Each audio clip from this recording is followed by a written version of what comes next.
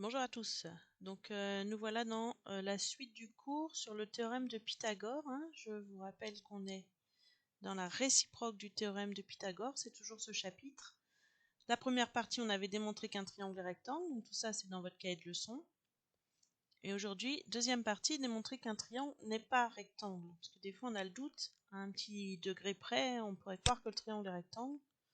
Et donc c'est par le calcul qu'on va pouvoir justifier que le triangle est rectangle ou pas. Donc je vous laisse faire une pause dans la vidéo le temps de noter l'exemple. Donc on prend un triangle RST tel que RS 11 cm, ST 12 et RT 9 cm. Donc on a les trois côtés du triangle, on va le construire au compas. D'abord le construire pour voir s'il y a l'angle droit, et ensuite justifier par le calcul que le triangle est rectangle ou pas. Donc vu que la question c'est est-il rectangle, on ne connaît pas la réponse. Mais comme on est dans la partie 2, certainement qu'il ne sera pas rectangle. Donc votre construction au compas. Je rappelle que bien souvent, on commence par tracer le plus long côté à la règle. Donc vous prenez votre règle et vous tracez ST 12 cm. Mettez bien les points S et T. Faites une pause le temps de faire ça. Ensuite, nous avons 11 cm à faire de R jusqu'à S. Donc 11 cm, ça va être l'écartement du compas et on plante sur S. Un petit arc de cercle. Faites une pause. Ensuite, RT 9 cm, donc on écarte le compas de 9, on plante sur le point T, et ça va nous donner l'intersection, le point R.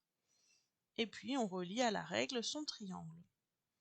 Et donc, nous, notre question qui nous intéresse, c'est est-ce qu'il y a un angle droit sur ce triangle?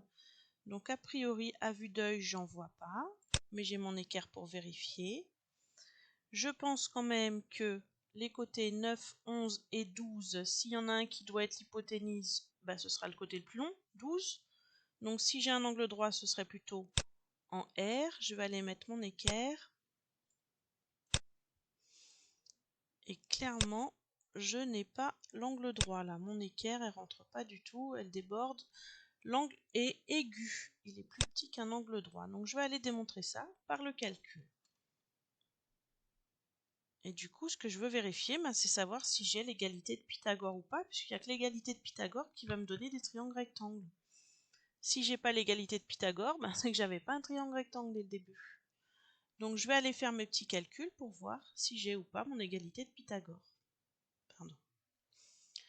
Alors je prends dans le triangle resté, donc ça c'est la question 2, je suis en train de rédiger. Comme d'habitude, je calcule les carrés de chaque côté. RS au carré, 11 au carré, ça fait 121. ST au carré, ça fait 12 au carré, ça fait 144. Et enfin le dernier RT au carré, 9 au carré, 81. 9 fois 9, 81.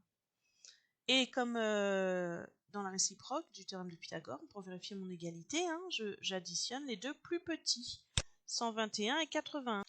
121 plus 81, ça fait 202, donc ça fait pas 144.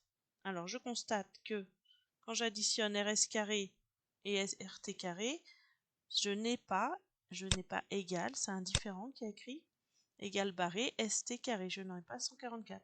Donc l'égalité de Pythagore n'est pas vérifiée, et donc le triangle n'est pas rectangle. Et là, j'utilise pas vraiment de théorème, puisque dans la réciproque, il faut l'égalité de Pythagore pour que le triangle soit rectangle. Alors moi, je l'ai pas. Et dans le théorème de Pythagore, il faut un triangle rectangle. Or, moi, j'en ai pas. Donc je me contente de rédiger comme ça en disant que puisqu'il n'y a pas d'égalité de Pythagore, je ne risque pas d'avoir un triangle rectangle. Voilà. Donc il faudra adapter cette rédaction à chaque fois que vous voudrez démontrer qu'un triangle n'est pas rectangle. Si vous regardez bien, ça démarre comme dans la réciproque quand on veut voir si un triangle est rectangle. On fait les mêmes petits calculs. C'est juste la dernière phrase finale qui change. Voilà. On va passer en exercice.